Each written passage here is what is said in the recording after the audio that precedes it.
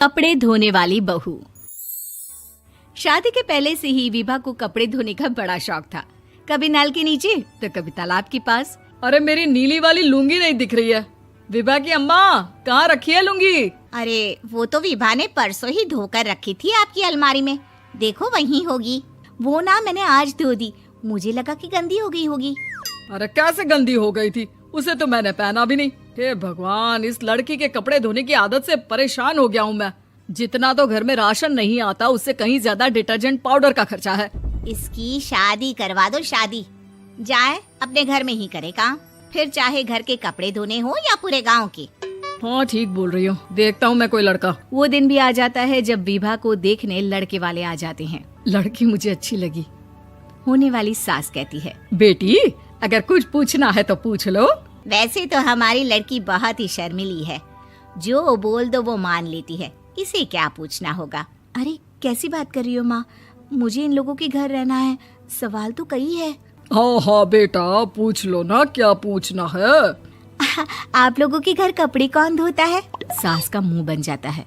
देखो, अगर तुम ये कहना चाहती हो कि तुम्हें कपड़े धोने नहीं आते तो सुन लो, कपड़े मैं ही धोती हूँ, लेकिन तुम्हारे आ जाने के बाद मैं रुमाल तक नहीं धोऊंगी। अरे चुप रहना भाग्यवान, बहू बेचारी घर आई नहीं, उसे डराना शुरू कर दिया। वो क्या है ना बिटिया, अभी तक तो ये कल्लू की माँ ही धोती थी, लेकिन अब तुम्हारे पापा तो दहेज में वॉशिंग मशीन देंगे ही। तभी विभा की माँ बोल पड़ती है, सवाल भी पूछा तो क्या। वैसे भाई साहब, मशीन की तो फिर भी कपड़े धोने की कैपेसिटी होती है। मतलब जो बिटिया दे रहे हैं ना विभा, इसे कपड़े धोने का बहुत शौक है। ये आप लोगों के क्या, आस पड़ोस गांव मोहल्ले सबके कपड़े धो दे और उफ तक ना करे। बाहर देखा नहीं आपने कितने कपड़े सूख रहे हैं, सब हमारी बिटिया ने ही तो धोए हैं। बस भी करो ना माँ, शर्म आ रही इतनी तारीफ सुनकर। और तो और एक दाग निकाल कर दिखाओ तो मान जाऊँ। हाँ अच्छा, माफ करना बेटा, मैंने गलत समझा। हमें तो रिश्ता बहुत पसंद है। और ऐसे जुड़ जाता है रिश्ता कपड़े धोने का शौक रखने वाली विभा का। उसकी शादी हो जाती है कोयला फैक्ट्री में काम करने वाले कल्लू के साथ। शादी के बाद अचानक विभा चिल्लाती हुई सास के पास आती है। सासू माँ, अरे सासू माँ कहाँ है आप? ये तो धोखा है, धोखा दिया आप लोगों ने मुझे। इसे ससुर के चक्कर के बारे में पता चल गया। अरे तो उसमें तुझे क्यों धोखा मिला है? अरे नल में पानी नहीं आता, कपड़े कैसे कब धुलेंगे? अच्छा, तू पानी नहीं आ रहा उसकी बात कर रही है। तो आपने क्या सोचा? कुछ नहीं। अच्छा, तेरी माँ ने कहा था कि कपड़े धोने का शौक है तुझे, याद आया मुझे। शौक बोलकर कपड़े धोने वाले मेरे जुनून को कम ना आके सासू माँ, कपड़ा धोना मेरा गुरूर है। तभी पति भी वहाँ आ जाता है। अभी मैंने इसे सनी देओल की फिल्म दिखाई है, उसी के डायलॉग मार रही है माँ। अच्छा सुन, साफ साफ बता रही हूँ, पानी सुबह 4 से 6 और शाम को 10 से 12 आता है, समझी? विभा टाइमिंग सुनकर हैरान हो जाती है। ये क्या भूतों का मोहल्ला है? सुबह 4 बजे उठकर कौन कपड़े धोता है? 4 बजे टंकी में पानी जाता है, फिर सारा दिन धोना ना, किसने मना किया? अरे कैसी बात कर रही हैं? 200 लीटर की टंकी में कितने कपड़े धो लूंगी मैं, सुबह ही उठ जाऊंगी मैं। अब क्या था, विभा सुबह 4 से लेकर रात के 12 बजे तक कपड़े ही धोती रहती। एक रोज सास पड़ोस से निकलकर कहीं जा रही होती है कि साथ वाली कहती है, हाँ कल्लू की माँ, जरा ये बताओ कि 2 साड़ी है, 2 ब्लाउज और एक पेटीकोट और एक नाड़े वाला लंबा कच्छा। हाँ तो?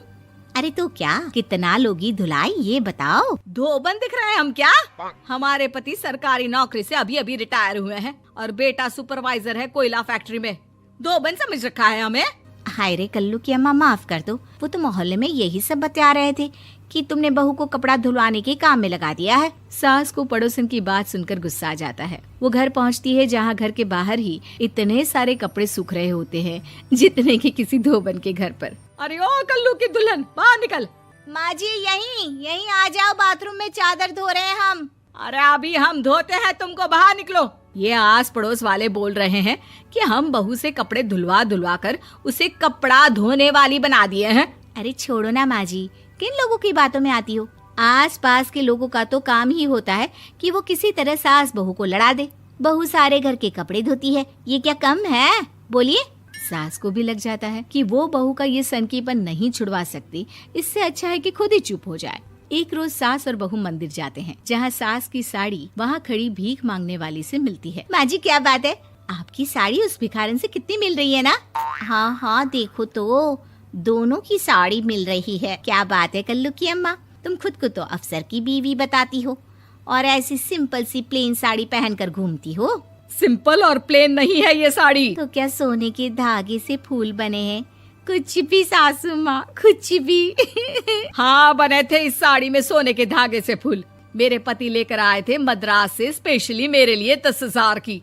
ताहे भाई साहब इस भिखारन के लिए भी सेम टू सेम साड़ी लेकर आए होंगे 10,000 की। सास उस वक्त तो कुछ नहीं कहती, लेकिन बहू के साथ घर आती है और अलमारी से एल्बम निकाल कर लाती है। ये साड़ी देख रही है, ये वही साड़ी है जिसे मैंने अभी पहना था। इस साड़ी में ये जो चमकदार फूल दिख रहे हैं ना, ये सोने के धागों से काढ़े गए हैं। लेकिन तू लोकल वॉशिंग मशीन ब्रश से घिस घिस कर सारे फूलों को निकाल कर साड़ी प्लेन कर दी। मुझे माफ कर दीजिए सासू माँ। और तो और, जब मैंने तुझे तेरी गलती के लिए कुछ नहीं कहा, लेकिन तूने तो सबके सामने मेरा मजाक ही बना दिया। क्यों? बहू को समझ में आ जाता है कि अब से उसका कपड़े धोना बंद।